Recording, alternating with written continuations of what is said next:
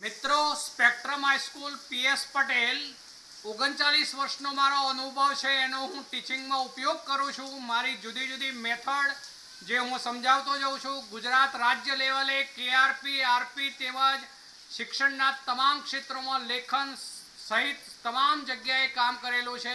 એવા મારા બહોળા અનુભવનો હું ઉપયોગ મારા ટીચિંગ દરમિયાન કરું છું। મારો લાભ અવશ્ય લેજો એવું ખાસ જણાવું છું। चलो मित्रों, गुड मॉर्निंग टू ऑल। हजू आपणे 2014 ना पेपरना बाकीना मुद्दाओ जे छे एना उपर जईए छे। 2014 298 केल्विन तापमाने અને 1 વાતાવરણ દબાણે ગ્રેફાઇટના વિદ્યુત ધ્રુવો વચ્ચે CuSO4 ના વિદ્યુત વિભાજન દરમિયાન 12.5 એમ્પિયરનો વિદ્યુત પ્રવાહ 1 કલાક 30 મિનિટ માટે પસાર કરતા કેટલા ગ્રામ Cu મળશે અને કેટલા કદનો O2 વાયુ મળશે। ચલો, કોષની ક્ષમતા 75% છે આવું આપણને આપેલું છે મિત્રો। ચલો, સૌથી પહેલા તો આપણને કેટલા ગ્રામ Cu મળે એ શોધી કાઢીએ। ચલો, તો Cu છે માટે તેનું તુલ્ય ભાર Cu નો तुल्य भार बराबर શું થવાનો તો 63.5 ભાગ્યા 2। ચલો, હવે આપણે આ સૂત્રનો વારંવાર ઉપયોગ કર્યો છે મિત્રો। m બરાબર EIT ભાગ્યા 96500। ચલો, E બરાબર 63.5 છે અહીંયા આપેલું એ ભાગ્યા 2 બરોબર। 63.5 ભાગ્યા 2 એટલે E એટલે કે તુલ્ય ભાર। चलो, I આપેલો છે આપણને એમ્પિયર 12.5 તો 12.5 ઇન્ટુ T। ચલો, T આપેલું છે 1 કલાક અને 30 મિનિટ એવું લખ્યું છે મિત્રો। 1 કલાક અને 30 મિનિટ તો હું આવું કહી શકું 1.5 કલાક। હવે કલાકની આપણે સેકન્ડ બનાવવી પડે એટલે ગુણ્યા 3600 શું કર્યું જુઓ બરોબર। આપણે શું કરી દીધું તો 1 કલાક ને 30 મિનિટ એટલે 1.5 કલાક એના ગુણ્યા 3600 ડાયરેક્ટ કરી દીધું મેં। અને છેદની અંદર શું આવશે મિત્રો તો 96500। ચલો, હવે આ જે છે એનો જવાબ થશે 22.20 22.20 એનો જવાબ થશે 22.20 ગ્રામ। હવે મિત્રો આ ખરેખર જવાબ નથી। કેમ તો અહીંયા એવું પૂછ્યું છે કોષની ક્ષમતા 75% છે। હવે 100% ક્ષમતા હોય ત્યારે આટલા ગ્રામ મળે। આપણે 75% ઉપર જવાનું છે મિત્રો। તો હવે દળ મળતું દળ બરાબર આપણે જે દળ લીધું છે તેના ગુણ્યા એટલે કે 22.20 ગુણ્યા 75 થશે અને ભાગ્યા થશે 100। ચલો મિત્રો, ચલો એ પ્રમાણે કરીશું આપણે એટલે એનો જવાબ જે થશે એ 16.65 ગ્રામ। એટલે આપણો એક જવાબ આ થયો મિત્રો 16.65 ગ્રામ। હવે મિત્રો અહીંયા જે વિકલ્પ આપેલા છે એમાં બે બાબતો સાથે આપેલી છે પૂછેલી છે આપણને બે બાબતો કેટલા ગ્રામ Cu મળશે અને કેટલા કદનો O2 વાયુ મળશે। હવે અહીંયા આપેલા વિકલ્પો હું તમને પહેલા બતાવું છું। તો એ છે 16.65 ગ્રામ Cu એની સાથે 3.20 લિટર O2 વાયુ છે। બીજું છે 13.3 ગ્રામ Cu એની સાથે છે 6.4 લિટર O2।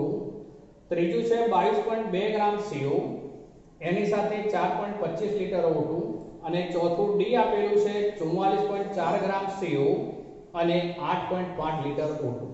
અહીં મિત્રો ગ્રામ જે Cu ના આપેલા છે એમાં એ જવાબ જે છે 16.65 ગ્રામ છે એટલે આપણે O2 ની ગણતરી ન કરીએ તો પણ આપણો વિકલ્પ એ થઈ જશે જેમાં 3.20 લિટર O2 મળશે। પણ આપણે આપણી સમજ માટે લેવું છે મિત્રો। તો હવે આવું થવાનું જુઓ O2 ક્યાં ઉત્પન્ન થવાનું છે એનોડ ઉપર આ એનોડ। ચલો, O2 2H2 gas O2 gas વત્તા 4H+ વત્તા 4 ઇલેક્ટ્રોન એટલે અર્થ એવો થયો મિત્રો કે આ 4 ફેરાડે કહેવાય ત્યારે આ 1 મોલ O2 મળે આપણને 1 મોલ O2. ચલો અહીંયા 298 કેલ્વિન તાપમાને અને એક વાતાવરણ દબાણે એવું કહ્યું છે મિત્રો. તો પહેલા આપણે આ કેટલા મોલ મળશે એ શોધી કાઢવું પડશે. ચલો હવે અહીંયા જે 1 મોલ O2 ક્યારે મળે પણ 4 ફેરાડે હોય ત્યારે. હવે આપણે અહીંયા એ બાબતની સ્પષ્ટતા કરવી પડશે. તો V બરાબર nRT upon P આ સૂત્રનો ઉપયોગ કરીશું મિત્રો. ચલો અહીંયા n બરાબર 0.1748. હવે એ કેવી રીતે બતાવું છું જુઓ મિત્રો. તો પહેલા તો અહીંયા કુલમ્બ અથવા ફેરાડે શોધી કાઢવા પડશે. તો એને માટે શું કરીશું તો F બરાબર I into T ભાગ્યા 96500. ચલો તો મિત્રો એ વખતે I બરાબર કેટલા છે તો 12.5 ગુણ્યા T બરાબર છે 36 1.5 ગુણ્યા 3600 ભાગ્યા 96500 એટલે આટલા ફેરાડે થાય મિત્રો. જો કુલમ્બમાં લેવું હોય તો પણ લઈ શકાય પણ આટલા ફેરાડે થશે. 4 ફેરાડે 1 મોલ O2 મળે તો આટલા ફેરાડે કેટલા મોલ O2 મળે આપણે એવું પહેલા કરવું પડશે. ફરીથી બોલું છું 4 ફેરાડે હોય 4 ફેરાડે 1 મોલ O2 મળે 1 મોલ O2 મળે. ચલો માટે 12.5 ગુણ્યા 1.5 ગુણ્યા 3600 ભાગ્યા 96500 આ 0 0 ઉડાડી દઈએ છે આપણે તો કેટલા મોલ O2 મળે. તો હવે આવું થશે મિત્રો 12.5 ગુણ્યા 1.5 ગુણ્યા 36 ભાગ્યા 965 ભાગ્યા શું થઈ જવાનું 4 આ છેદમાં આવશે 4. તો આનું સાદું રૂપ કરીએ તો n ની કિંમત આવી જશે મિત્રો. આ n બરાબર થાય છે આપણે 0.1748. આ n ની કિંમત થઈ મિત્રો 0.1748. હવે આ સૂત્રમાં આ કિંમત મૂકવી પડે આપણે. તો v બરાબર ચલો n ની કિંમત 0.1748 ગુણ્યા r આપણને અહીંયા આપી દીધેલો છે 0.082 લેવાનો છે ઇન્ટુ t પણ આપી દીધો છે 298 લેવાનો છે. એટલે nRT લખ્યો આપણે ભાગ્યા p બરાબર છે ખાલી એક વાતાવરણ એટલે છેદમાં આવશે 1. ચલો તો આ જે છે વેલ્યુ એ થશે 4.2731 4.2731 આવી વેલ્યુ થશે મિત્રો v ની વેલ્યુ. હવે આ પણ જવાબ નહીં ગણાય કારણ કે આ તો ક્યારે કહેવાશે 100% કાર્યક્ષમતા હોય ત્યારે. આપણને 75% માટે પૂછ્યું છે તો શું કરવું પડશે. હવે ડાયરેક્ટ જવાબ આવો લખાશે 31 ગુણ્યા 75 ભાગ્યા 100 તો બરાબર એની વેલ્યુ થાય છે 3.204 લીટર. તો આટલા લીટર O2 વાયુ એ વર્ક થશે. તો મિત્રો આપણે બંને બાબત ગણી કાઢી. જો પેલો m ગણી કાઢ્યો આપણે અને આ O2 વાયુ કેવી રીતે મળે તે શોધી કાઢ્યું.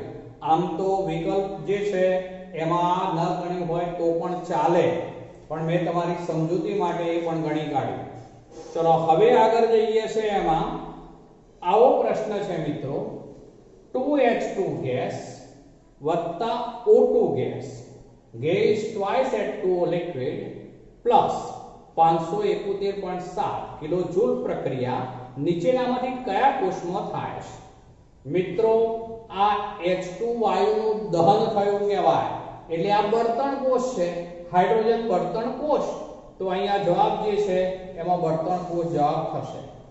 ચલો બીજું છે વિદ્યુત ધ્રુવ અને તેને જે દ્રાવણમાં ડુબાડ્યો હોય તે દ્રાવણ સંયુક્તપણે ખાલી જગ્યા તરીકે ઓળખાય છે.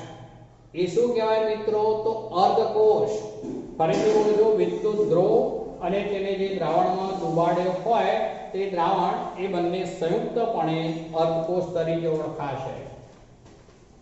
ચલો બીજું એક આવું આપેલું છે મિત્રો, Mg સોલિડ વત્તા CO2 પ્લસ aqueous, બંને દિશામાં એરો છે. Mg2 પ્લસ aqueous વત્તા CO સોલિડ પર રચાયેલા કોષનું સાંકેતિક નિરૂપણ જણાવો. હવે મિત્રો સાંકેતિક નિરૂપણમાં એટલું યાદ રાખવાનું, ક્ષાર સેતુ વચ્ચે હોય એની ડાબી તરફ હંમેશા એનોડ હોય, જમણી તરફ કેથોડ હોય. હવે એનોડ ઉપર હંમેશા ઓક્સિડેશન થાય એટલે આ Mg2 પ્લસ આપણે આ સંજ્ઞા આ રીતે લખવી પડશે, Mg solid Mg2 plus aqueous. એટલે Mg માંથી Mg2 પ્લસ બને છે, બે વચ્ચે આપણે આવી ઊભી લીટી કરીશું. પછી આવે ક્ષાર સેતુની આસપાસ. હવે આમાંથી આ બન્યું કહેવાય એટલે અહીંયા આવશે CO2 પ્લસ aqueous. ચલો પછી આવશે CO સોલિડ. આ જે છે એ શું ગણાય તો માઈનસ, એનોડ માઈનસ, અને કેથોડ શું ગણાય તો પ્લસ. તો આ એનું સાંકેતિક નિરૂપણ થશે. અહીંયા વિવિધ વિકલ્પો આપેલા છે.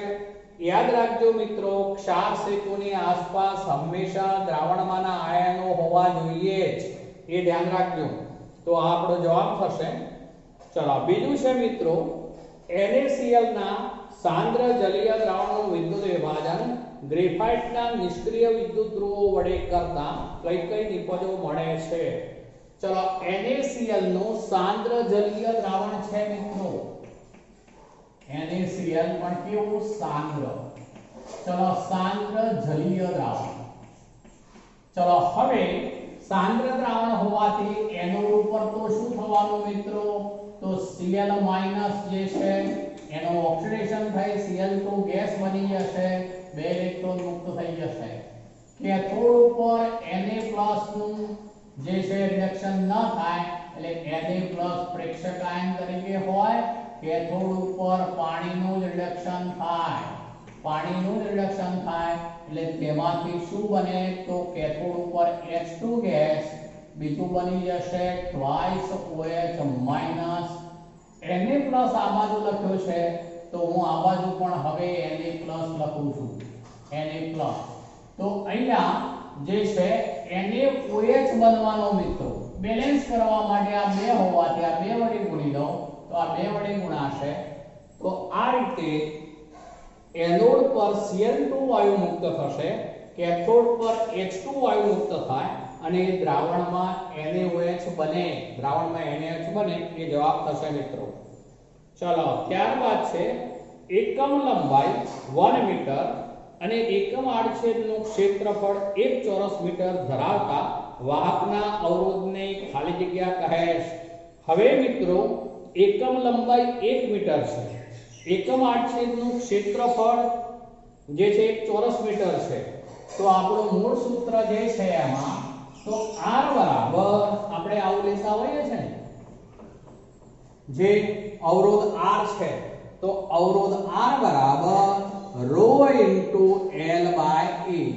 આપણે એકમ મીટર લઈએ છે લંબાઈ એટલે L1 અને આડછેદનું ક્ષેત્રફળ પણ 1 માટે R બરાબર શું થઈ જશે ρ. ને શું કહેવાશે વિશિષ્ટ અવરોધ. તો અહીંયા જવાબ થશે તેને વિશિષ્ટ અવરોધ કહે છે. તો મિત્રો આ 2014 નું પેપર આપણે પૂરું કર્યું. હવે આવીએ છે 2013 ઉપર. ચલો 2013 જે છે એમાં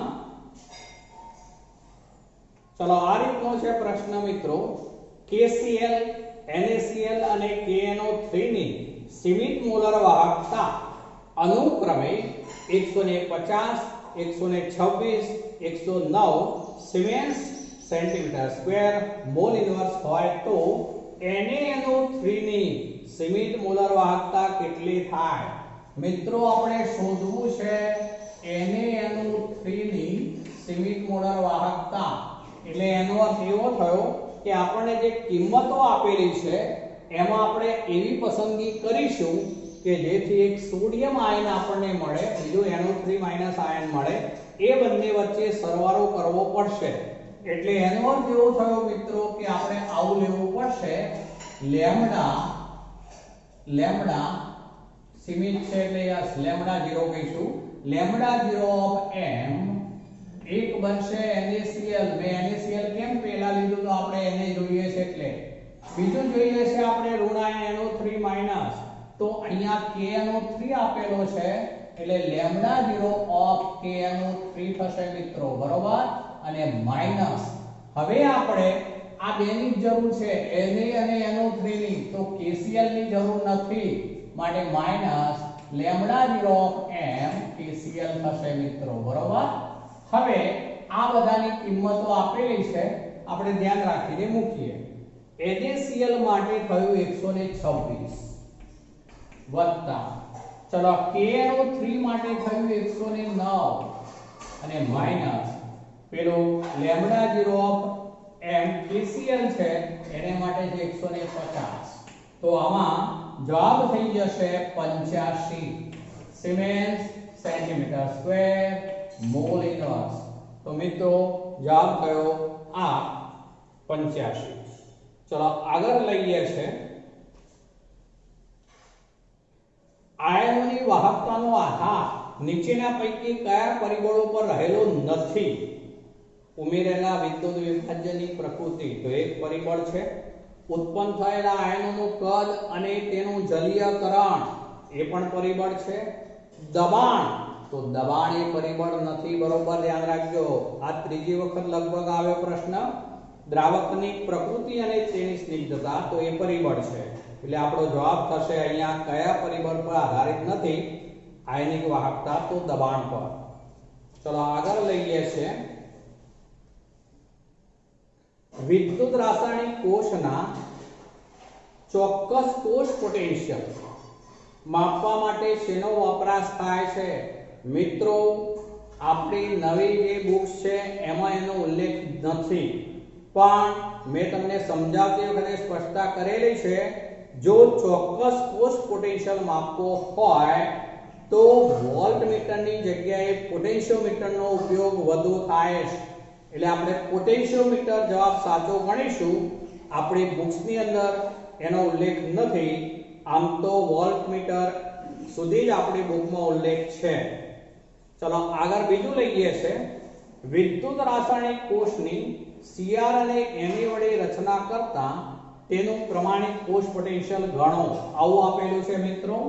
એમાં વેલ્યુ આપેલી છે E મૂળાંક Cr3+ Cr બરાબર -0.74 વોલ્ટ અને બીજું આપ્યું છે E મૂળાંક Na બરાબર 2.71 વોલ્ટ. હવે મિત્રો આવી વેલ્યુમાં ધ્યાન એ રાખીશું કે આ સંજ્ઞા રિડક્શન ની છે, એટલે આ રિડક્શન પોટેન્શિયલ આપેલો છે. જ્યારે આ સંજ્ઞા ઓક્સિડેશન ની છે, માટે આ ઓક્સિડેશન પોટેન્શિયલ આપેલો છે, તો તેને પહેલા આપણે રિડક્શન પોટેન્શિયલ માં ફેરવવો પડે. હું ડાયરેક્ટ ફેરવી દઉં છું, ધ્યાન રાખજો. રિડક્શન પોટેન્શિયલ બનાવી દેવો હોય તો મારે અહીંયા પ્લસ લખવું પડે, આ Na થઈ જાય, ત્યારે આ વેલ્યુ શું થઈ જશે? માઈનસ. હવે આપણે બંનેની સરખામણી કરવી પડે. બંને જે છે એમાં એનોડ તરીકે અને કેથોડ તરીકે શું બને તે, જેનું અહીંયા બરોબર જુઓ તો Na આપ્યું છે એટલે ઓક્સિડેશન પોટેન્શિયલ હોવાથી રિડક્શન પોટેન્શિયલમાં માઈનસ થઈ જશે મિત્રો, બરોબર. રિડક્શન પોટેન્શિયલ માઈનસ થઈ ગયો. હવે અહીં જે કેથોડ છે શાનો બને મિત્રો? તો જેનો રિડક્શન પોટેન્શિયલ વધુ હોય કેથોડ બને, એટલે Cr નો કેથોડ બનશે, માટે E મૂળાંક સેલ બરાબર શું થઈ જાય? E મૂળાંક Rad of cathode. તો આ કેથોડ હોવાથી હું લખી દઉં છું ડાયરેક્ટ -0.74, પછી માઈનસ શું આવે? તો E મૂળાંક Rad ઓફ એનોડ. તો એનોડ તરીકે આ બનશે, તો એમાં -2.71 એટલે આ માઈનસ માઈનસ પ્લસ થઈ જશે, માટેનો જવાબ થશે એ 1.97 વોલ્ટ. 1.97 વોલ્ટ બરોબર ધ્યાન રાખીશું મિત્રો. ચલો એ જ રીતે આગળ જઈએ છે. એમાં આવું છે, નીચેના પૈકી કયું વિયોજન અંશ ગણવા માટેનું સમીકરણ છે? મિત્રો મૂળ સમીકરણ હું પહેલા લખું છું. વિયોજન અંશ આલ્ફા બરાબર i - 1 છેદમાં n - 1. પણ ડાયરેક્ટ આવું એક પણ સમીકરણ આપ્યું નથી. એક પણ આપ્યું નથી જે વિકલ્પ છે એમાં. પણ હવે એમાં આવું કરેલું છે. આને આના ગુણાકારમાં લઈ ગયા છે. તો શું થાય? હું ડાયરેક્ટ લખું છું. જોજો હવે આલ્ફા n માઈનસ આલ્ફા બરાબર શું થશે? તો i - 1. ચલો ત્યારબાદ આવું કરેલું છે. આલ્ફા n આ -1 પણ આ બાજુ લાવી દીધો છે. એટલે alpha n minus alpha plus 1 બરાબર i. આવું લખીને આપ્યું છે મિત્રો. Alpha n minus alpha plus 1 બરાબર i. ટૂંકમાં આ જ સમીકરણ જે છે એનું આ સાદુરૂપ કરેલું છે. બરોબર સમજ્યો તો વિકલ્પ આ જવાબ થશે. ચલો આગળ લઈએ છે. ગેલ્વેનિક કોષમાં ઋણ આયનોનું સ્થાનાંતર નીચેના પૈકી કોના થકી થશે? કોના દ્વારા થાય ઋણ આયનોનું સ્થાનાંતર? તો યુઆકારની નળી એટલે કે ક્ષાર સેતુ દ્વારા. માટેનો જવાબ થશે વિકલ્પ આપેલા છે એ પૈકી ક્ષાર સેતુ. ચલો એ સિવાય NaCl ના સાંદ્ર જલીય દ્રાવણનો વિદ્યુત વિભાજન ગ્રેફાઇટના વિદ્યુત ધ્રુવો વડે કરતા એનોડ અને કેથોડ પર મળતી નિપજો અનુક્રમે. તો મિત્રો આ જ થયું સાંદ્ર NaCl. તો એનોડ ઉપર Cl2 મુક્ત થાય, કેથોડ ઉપર H2 મુક્ત થાય. ધ્યાન રાખજો કેથોડ ઉપર H2 મુક્ત થાય. એ પ્રશ્ન પણ વારંવાર પૂછાયો છે મિત્રો, એટલે ખાસ ધ્યાન રાખીશું એવા પ્રશ્નોમાં. ચલો ત્યારબાદ છે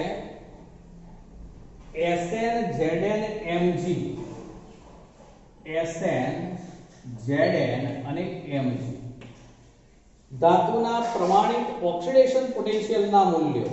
હવે મિત્રો પ્રમાણિત ઓક્સિડેશન પોટેન્શિયલના મૂલ્યો આપેલા છે. બરોબર ધ્યાન રાખજો. એટલે કે E મૂળધન OXI ના મૂલ્યો આપેલા છે. ચલો એ છે 0.14, પછી છે 0.76 અને ત્રીજું છે 2.37 વોલ્ટ છે. તો તેમનો ઓક્સિડેશન કરતા તરીકેની પ્રવણતાનો ક્રમ જણાવો.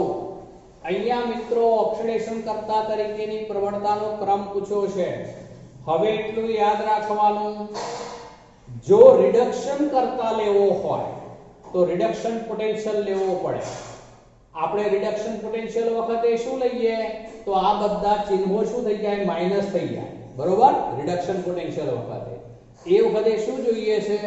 જેનો રિડક્શન પોટેન્શિયલ સૌથી ઓછો તે પ્રબળ રિડક્શન કરતા. ફરીથી રિપીટ કરું છું, જેનો રિડક્શન પોટેન્શિયલ સૌથી ઓછો તે પ્રબળ રિડક્શન કરતા. તો આપણે અહીંયા ઓક્સિડેશન કરતા માટે પૂછ્યું છે. તો જેનો ઓક્સિડેશન પોટેન્શિયલ સૌથી શું બનશે? જેનો ઓક્સિડેશન પોટેન્શિયલ સૌથી ઓછો હોય તે પ્રબળ રિડક્શન કરતા. જેનો ઓક્સિડેશન પોટેન્શિયલ સૌથી ઓછો હોય તે પ્રબળ ઓક્સિડેશન કરતા. જેમ રિડક્શન પોટેન્શિયલમાં લઈએ કે જેનો રિડક્શન પોટેન્શિયલ વધુ હોય, જેનો રિડક્શન પોટેન્શિયલ સૌથી ઓછો હોય તો તે પ્રબળ રિડક્શન કરતા.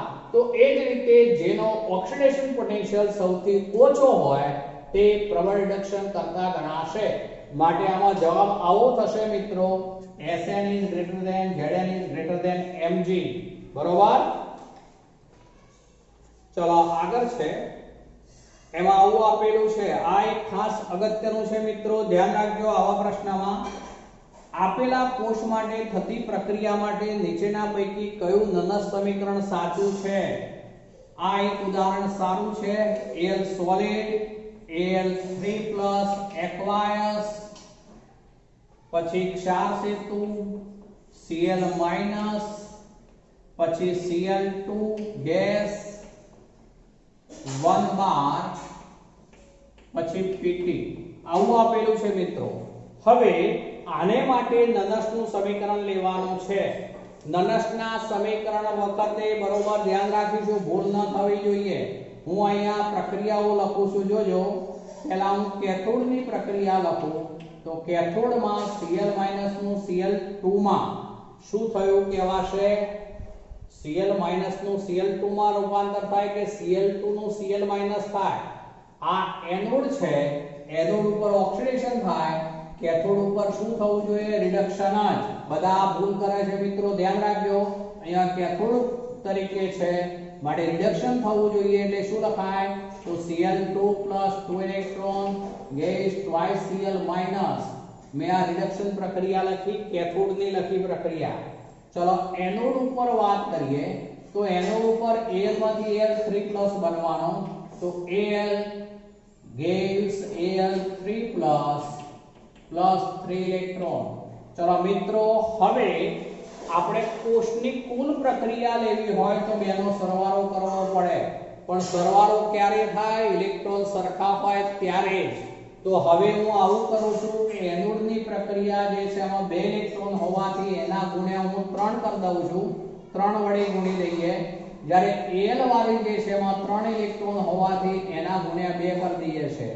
માટે હવે ડાયરેક્ટ લઉં છું, જોજો તો આવું થયું ટ્વાઇસ Al સોલિડ વત્તા 3Cl2 ગેસ ગેસ શું થશે? તો 3 ગુણા 6 થશે ને Cl- અને આ ટ્વાઇસ Al3+ એક્વાયર્સ વત્તા શું થવાનું? તો 3 ગુણા 6 Cl- એક્વાયર્સ આવું થશે મિત્રો। હવે આપણે આને માટે નનસનું સમીકરણ લઈએ તો નનસના સમીકરણ મુજબ તો બરોબર સમજીશું। આમાં n બરાબર 6 થાય પહેલી તો વાત, n બરાબર 6 થાય। પણ હવે મિત્રો અહીં જે વિકલ્પ આપેલા છે એમાં કોઈમાં છેદમાં જે છે એ 6 આપેલા નથી, આપેલા સ્પષ્ટતા કરો। કોઈ પણના છેદમાં 6 આપેલા નથી, પણ આવા વિકલ્પ છે। હું પહેલા 6 ને અનુરૂપ નનસ સમીકરણ લખી દઉં છું, 6 ને અનુરૂપ, પછી ચેન્જ કરીશ। તો આ મુજબ લઈએ તો E of cell બરાબર શું થઈ જશે? E મૂળાંક સેલ માઈનસ 0.059 અત્યારે જે છે એ લખું છું, ધ્યાન રાખજો। તો n ની કિંમત મેં 6 લખી છે તો 6 લખું છું, પછી ઇન્ટુ શું થશે?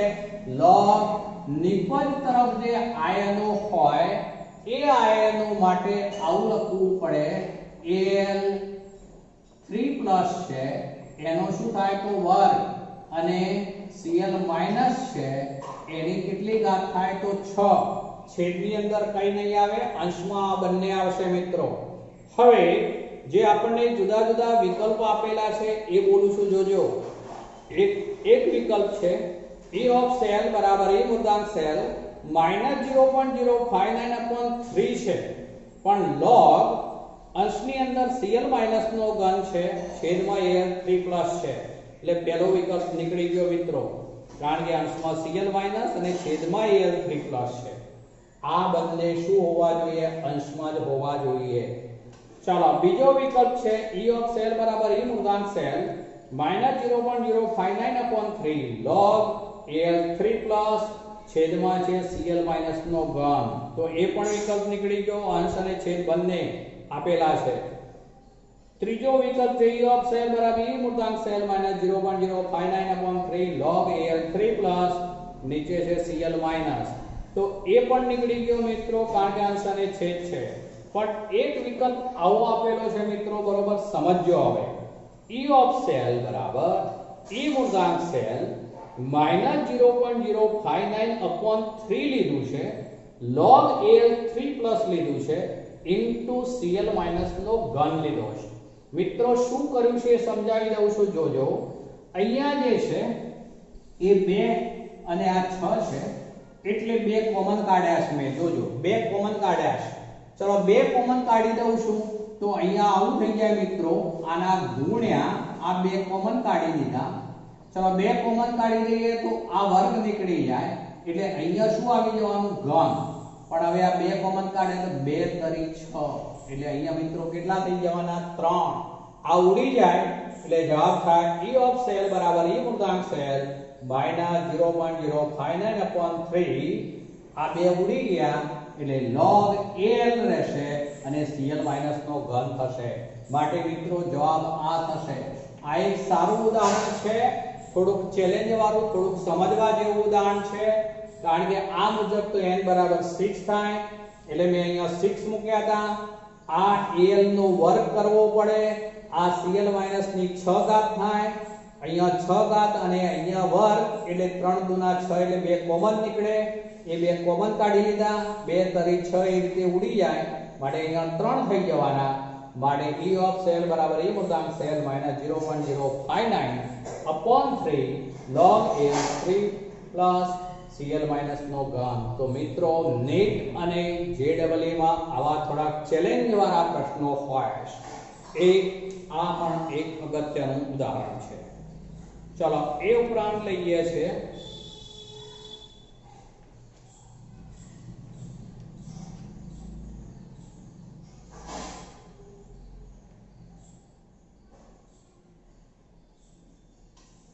ચલો હવે કેટલીક પ્રક્રિયાઓ આપેલી છે Zn solid gives Zn2 +2 electron તો એ મિત્રો કોની પ્રક્રિયા છે તો લેગ્રાન્જે કોષની બીજું છે ZnHg કૌંસમાં છે વત્તા twice OH minus gives ZnO વત્તા 2 ઇલેક્ટ્રોન તો મિત્રો એ કોના માટે જવાબ થયો તો એ થયો મર્ક્યુરી કોષની કિંમત જે છે એ છે મર્ક્યુરી એટલે પારો Zn-Hg સાથે છે ચલો Pb સોલિડ વત્તા SO4 2 PbSO4 વત્તા 2 ઇલેક્ટ્રોન એટલે લીડ સંગ્રાહક કોષની પ્રક્રિયા થઈ એનોડ પરની પછી 2H2 વત્તા 4OH માઈનસ ગેસ 4H2 વત્તા 4 ઇલેક્ટ્રોન તો એ હાઇડ્રોજન બળતણ કોષની પ્રક્રિયા થઈ કહેવાશે મિત્રો ચલો તો આ પેપર પણ પૂરું થઈ જાય હવે આપણે છેલ્લા એક પેપર ઉપર આવીએ છે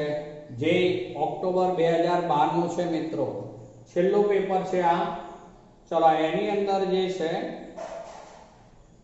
વિદ્યુત રાસાયણિક કોષમાં વિદ્યુત ધ્રુવો સમાન હોય પરંતુ વિદ્યુત વિભાજ્યના દ્રાવણોની સાંદ્રતા જુદી જુદી હોય તો તેવા કોષને ખાલી જગ્યા કહે છે શું કહેવાય મિત્રો તો સાંદ્રતા કોષ ચલો બીજું છે સંતુલન અચળાંકનું મૂલ્ય 1 થી વધુ હોય ત્યારે ખાલી જગ્યા એમાં વિકલ્પ આપેલા છે નિપજો મળી શકતી નથી ઓછી મળે છે પ્રક્રિયકો અને નિપજોની સાંદ્રતા સમાન હોય છે અને વધુ નિપજો મળે છે ચલો મિત્રો સંતુલન અચળાંક એટલે જ અંશમાં નિપજોની સાંદ્રતા છેદમાં પ્રક્રિયકોની સાંદ્રતા ગ્રેટર ધેન 1 ક્યારે બને તો અંશ મોટો હોય ત્યારે એટલે કે વધુ નિપજો મળે ત્યારે એટલે જવાબ થશે એમાં વધુ નિપજો મળે છે ચલો બીજો પોઈન્ટ છે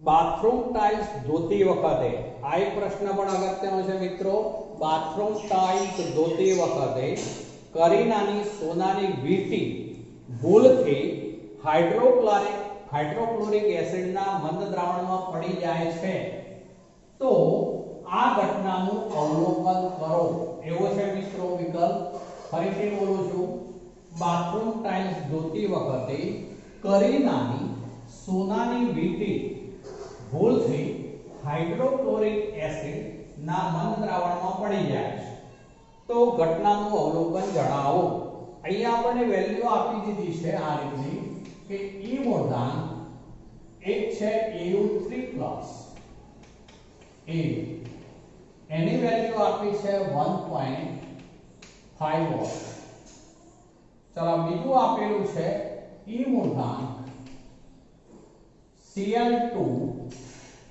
Cl માઈનસ ચલો એની વેલ્યુ આપેલી છે 1.36 વોટ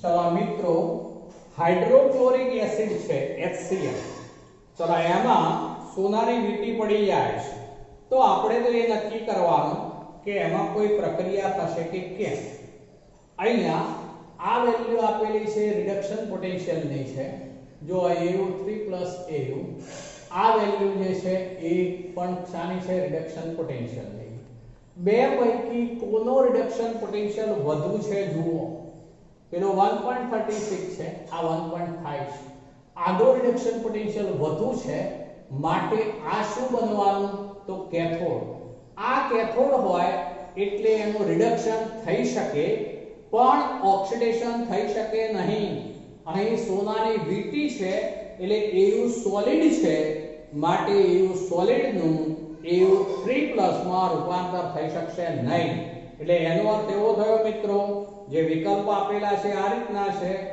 કોઈ પ્રક્રિયા થશે નહીં તો આપણો જવાબ થશે કોઈ પ્રક્રિયા થશે નહીં બીજું છે Au ધાતુ જમા થશે એટલે ખોટો O2 વાયુ ઉત્પન્ન થશે ખોટો H2 વાયુ ઉત્પન્ન થશે ખોટો ફરીથી એક વાત બોલું છું આ બંને રિડક્શન પોટેન્શિયલ આપેલા છે આ રિડક્શન પોટેન્શિયલ પૈકી જેનો રિડક્શન પોટેન્શિયલ વધારે હોય એ હંમેશા કેથોડ બને કેથોડ ઉપર રિડક્શન જ થાય માટે જો દ્રાવણ તરીકે Au3+ આયન હોય તો તેનું Au સોલિડમાં રૂપાંતર થાય પણ ઓક્સિડેશન થઈ શકે નહીં માટે સોનાની વીંટી ઓગળશે નહીં કોઈ પણ પ્રક્રિયા થશે નહીં ચલો બીજો પોઈન્ટ લઈએ છે મિત્રો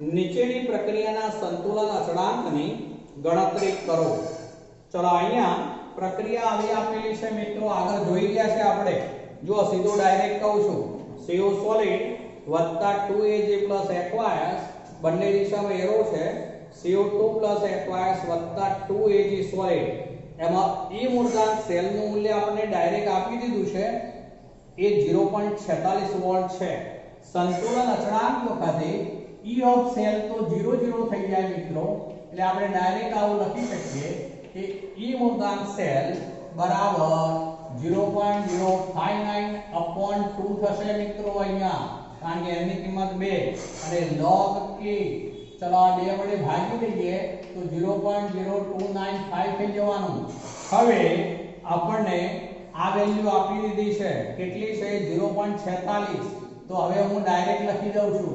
0.46 ભાગ્યા 0.0295 થશે 0.0295 બરાબર log k ચલો આનો ગુણોત્તર લઈશું તો એ વેલ્યુ જે થાય છે એ 15.5932 ચલો 15.5932 log k બરાબર છે તો k બરાબર શું થવું જોઈએ મિત્રો તો સમથિંગ એક આંકડા પછી પોઈન્ટ ગુણ્યા શું થાય 1015 એક આંકડા પછી પોઈન્ટ આવે ગુણ્યા 1015 અહીંયા જે વિકલ્પો આપેલા છે એમાં એકમાં 10 ઘાત આપેલી છે બીજામાં 20 ઘાત આપેલી છે ત્રીજામાં 10 ની 5 ઘાત આપી છે અને ચોથામાં 10 ની 15 ઘાત આપી છે એટલે આપણે જવાબ કયો સાચો ગણીશું તો D 1015 ચલો મિત્રો ત્યારબાદ બીજો એક પોઈન્ટ છે નીચેનામાંથી વિદ્યુત રાસાયણિક કોષ અને વિદ્યુત વિભાજન કોષ વચ્ચેનો ભેદ સૂચવતા વિધાનો તારવો ચલો એક છે વિદ્યુત ધ્રુવ પર થતી ઓક્સિડેશન રિડક્શન પ્રક્રિયાઓ તો એ વિદ્યુત રાસાયણિક કોષમાં જુદી હોય વિદ્યુત વિભાજન કોષમાં જુદી હોય રાસાયણિક પ્રક્રિયા સ્વયંભૂ અને બિન સ્વયંભૂ વિદ્યુત રાસાયણિક કોષમાં રાસાયણિક પ્રક્રિયાઓ આપમેળે થાય અને એનું વિદ્યુત ઊર્જામાં રૂપાંતર થાય જ્યારે વિદ્યુત વિભાજન કોષમાં વિદ્યુત પ્રવાહ પસાર કરવો પડે ત્યારે રાસાયણિક પ્રક્રિયાઓ થાય એનોડની ધન અને ઋણ પ્રકૃતિ તો એમાં જે વિદ્યુત રાસાયણિક કોષ હોય ત્યારે જે એનોડ હોય એ ધન એનોડ હોય ઋણ હોય શામાં વિદ્યુત રાસાયણિક કોષમાં જ્યારે વિદ્યુત વિભાજન કોષમાં એનોડ જે હોય ધન હોય બીજું ક્ષાર સેતુનો ઉપયોગ તો વિદ્યુત રાસાયણિક કોષમાં ક્ષાર સેતુનો ઉપયોગ કરવો પડશે વિદ્યુત વિભાજન કોષમાં એની જરૂરિયાત રહેશે નહીં તો આ રીતના એના વિકલ્પો જે છે બધા જવાબ એમાં રાસાયણિક પ્રક્રિયાની સ્વયંભૂ અને બિન સ્વયંભૂ પ્રકૃતિ એનોડની ધન અને ઋણ પ્રકૃતિ અને ક્ષાર સેતુનો ઉપયોગ એવું થશે એટલે કે બી સી અને ડી એ જવાબ થશે મિત્રો ચલો ત્યારબાદ જે છે આપેલું છે એમાં 298 કેલ્વિન તાપમાને નીચેના કોષ્ટનું પોટેન્શિયલ 1.02 વોલ્ટ છે તો HCl ના દ્રાવણની pH ગણો. ચલો આવો દાખલો છે મિત્રો. ચલો હવે એમાં આવું આપી દીધું છે Pth2 1 બાર H2 1 બાર પછી HCl x મોલર પછી ચાર સેતુ છે Ag પ્લસ 0.01 મોલર અને પછી Ag સોલિડ છે. ચલો મિત્રો આ પ્લસ આપ્યું છે અને આ માઈનસ આપ્યું છે. ચલો હવે આપણે પહેલા તો એક વાત આપણને E મૂળાંકનું મૂલ્ય આનું આપી દીધું છે. E મૂળાંક of Ag plus Ag any value આપી દીધી છે 0.80 વોટ. ચલો મિત્રો આપણી પાસે એ વેલ્યુ છે તો પહેલા આપણે E of cell ગણી કાઢીએ. તો E મૂળાંક સેલ બરાબર કેથોડ માઈનસ એનોડ એટલે આ કેથોડ છે એટલે 0.80 માઈનસ આ તો શું કરીશું પ્રમાણિત હાઇડ્રોજન વિદ્યુત ધ્રુવ એટલે 0 એટલે આ વેલ્યુ થઈ ગઈ આપણે 0.80 વોટ. ચલો હવે E of cell આપણે શોધવો છે મિત્રો. તો E of cell બરાબર આપણે કિંમત મૂકીએ છે તો E of cell તો આપેલો છે. E of cell બરાબર E મૂળાંક સેલ માઈનસ 0.059 upon n. ચલો અહીંયા n એક જ થશે મિત્રો કારણ કે Ag માંથી Ag છે ને H માંથી H બનશે એટલે આપણે 1 લઈએ છે log. પણ અંશની અંદર શું આવે મિત્રો એ બરોબર યાદ રાખવું પડશે. અહીંયા અંશની અંદર જે છે એ નિપજ તરફનો આયન એટલે અહીંયા આવું બનવાનું H2 નું ઓક્સિડેશન થશે H+ આયનમાં રૂપાંતર થશે એટલે હેડલોડની પ્રક્રિયા લખાય 1/2 H2 gives H++ ઇલેક્ટ્રોન એટલે નિપજ તરફ H+ આવશે જ્યારે છેદમાં આવશે Ag+. હવે આપણે જે વેલ્યુ છે એ મૂકીએ તો આ વેલ્યુ છે આપણી પાસે 1.02. આ વેલ્યુ આપણે ગણી કાઢી 0.80 માઈનસ 0.059 log H+ આપણે ગણવાનું છે અપોન આ Ag+ છે 10⁻². ચલો હવે આ બાદબાકી કરી લઈએ તો 1.02 માઈનસ 0.80 અપોન ડાયરેક્ટ આ વેલ્યુ પણ આ બાજુ લાવું છું મિત્રો હું 0.059 બરાબર. ચલો હવે આ માઈનસ ચિહ્ન હવે હું આ બાજુ લઈ આવું ટોટલ માઈનસ તો બરાબર. હવે અહીંયા આવું રે મિત્રો log H પ્લસ ઇન્ટુ આ ઉપર જશે એટલે 10⁻². ચલો 10⁻² એટલે શું થઈ જાય મિત્રો એ 2 કિંમત થવાની. ચલો તો એનું સાદુરૂપ કરીએ આપણે તો આવું થઈ જશે. આ જે બાદબાકી અને ગુણોત્તર લીધો આપણે એ વેલ્યુ થશે 3.729 બરાબર. ચલો અહીંયા જે આ બાજુ છે ધ્યાન રાખીશું ખાસ. હવે હું બંને તરફ ચિહ્નો જે છે ચેન્જ કરી દઉં. ચિહ્નો ચેન્જ કરું તો આ પ્લસ થાય આ માઈનસ થશે.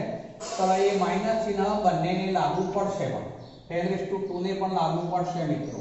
એટલે આ બાજુ લખું તો આવું લખાય માઈનસ log H પ્લસ પછી આમ તો આ માઈનસ એટલે માઈનસ પછી શું લખાશે 2 -2 આ ઘાતાંક નીચે ઉતરશે આ આમ તો ગુણ્યા એટલે પ્લસ થાય પણ આ માઈનસ ચિહ્ન બંનેને એપ્લાય થાય એટલે -2 log 10 પણ log 10 બરાબર તો 1 આના બરાબર pH. તો આ બે કિંમત આ બાજુ આવી જશે તો આ pH બરાબર pH છે તો pH બરાબર આ બે આ બાજુ આવે એટલે 5.729 આ આપણો જવાબ થશે 5.729. ચલો એ જવાબ થયો મિત્રો. ચલો પછી છે મોલર વાહકતાનો એકમ જણાવો. ચલો મોલર વાહકતાનો એકમ શું થાય મિત્રો તો આમ તો siemens centimetre square mall inverse પણ અહીંયા સિમેન્સ નથી આપ્યું એની જગ્યાએ શું વાપરી શકાય તો મો. ધ્યાન રાખજો મો સેન્ટીમીટર સ્ક્વેર મોલ ઇનવર્સ એ એકમ ગણાશે. અહીંયા આપેલા છે એ પૈકી બધામાં મો આપેલો છે એટલે મો સેન્ટીમીટર સ્ક્વેર મોલ ઇનવર્સ લઈશું મિત્રો. ચલો એ સિવાય છે નનદ સમીકરણની તારવણી શાના આધારે થઈ છે તો ઉષ્માગતિશાસ્ત્રના સિદ્ધાંતોને આધારે આગળ જોઈ ગયા એ આપણે ચલો એ સિવાય લેડ સંગ્રાહક કોષ વિદ્યુત પ્રવાહ ઉત્પન્ન કરવાનું બંધ કરે ત્યારે H2SO4 ના દ્રાવણની ઘનતા શું હોય છે તો આ મેં તમને સમજાવ્યું છે આપણી બુક્સમાં એનો ઉલ્લેખ નથી હવે પણ મેં તમને સમજાવ્યું છે શરૂઆતમાં જે કોષની ઘનતા હોય છે એ 1.20 થી 1.25 થી 1.30 ગ્રામ મિલીલીટર ઇન્વર્સ હોય પણ જ્યારે કોષ વીજ પ્રવાહ આપવાનું બંધ કરી દેશે ત્યારે તેની દ્રાવણની જે ઘનતા છે એ 1.10 થી 1.15 ગ્રામ મિલીલીટર ઇન્વર્સ થશે મિત્રો એટલે જવાબ એ થશે ચલો ડેનિયલ કોષમાં ક્ષાર સેતુનું કાર્ય ખાલી જગ્યા તો બંને અર્ધકોષોની વિદ્યુત તટસ્થતા જાળવી રાખવાનો એવો અર્થ થશે મિત્રો ચલો તો મિત્રો આપણે ચેપ્ટર નંબર 3 ના અત્યાર સુધીના પૂછાયેલા તમામ નીટના પેપરો જેડબલઈ ના પેપર ગુજકેટના પેપર અને બોર્ડના તમામ પેપર જે છે મેં કરાવી દીધા 2012 સુધીના તો આ બધા જ દાખલાઓ મિત્રો વ્યવસ્થિત તૈયાર કરજો આ ચેપ્ટર નીટ અને જેડબલઈ માટે ખાસ અગત્યનું હોવાથી આપણે લગભગ આ ચેપ્ટરની પાછળ એમ કહું તો ચાલે ઓછામાં ઓછા 25 દિવસ લીધા છે એટલે વ્યવસ્થિત તૈયાર કરજો ખૂબ અગત્યનું છે